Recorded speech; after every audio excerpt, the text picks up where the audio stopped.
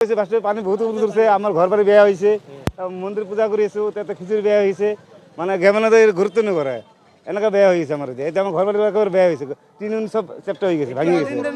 হ্যাঁ, কমসে কম আপনার 50 ফুট উপরে উঠবো, 50 ফুট উপরে বেশি হবো, 60 ফুট হবো, মানে উপরে উঠেছে পাথরগুলা। হ্যাঁ, আমি ভিজি গেছো, আমার ল'ৰা ছোৱালী কান দিয়েছে, ইমান পানি গেছে, মানে ঘৰ একেবাৰে বেয়া হয়ে গেছে আমাৰ। আমি এটা শিৱ পূজা চলি আছে আমাৰ, আজি প্ৰসাদ বনাই আছোঁ, আমি ইয়াৰ পৰা যাই আছোঁ, ফট কৰি পাইপটো ফাটিছে, এনেকুৱা বোমৰ নিচিনা আৱাজ আহিছে, এনেকুৱা হৈছে কমচে কম 50-100 ফুট ওপৰত গৈছে, 100 ফুট ওপৰত এনেকুৱা আহিছে, পাথৰ লাগিছে, আমি পলাইছোঁ।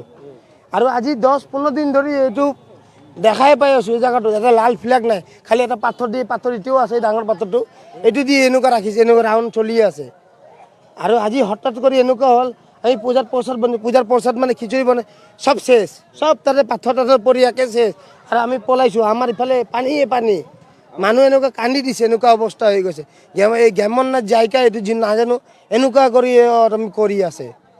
এইটো আমাৰ চকুৰ ওচৰত এনেকুৱা বেছি লাইভ এনেকুৱাই দেখা পাইছোঁ, চকুৰ ওচৰত কি আহিছে এইটো বস্তু, আৰু সব শিলগুটি সব আহিছে খালি।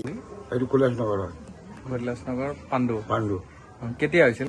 পাথৰ আৰু এই পানী মানে আৰু মানে ধূলা এইবিলাক সব মানে আহি কেনে পৰিছে, আৰু পৰি কেনে ধৰক এই ঘৰৰ চাল চাল সব উৰাই কেনে কি মানে অৱস্থা নাইকিয়া হৈছে।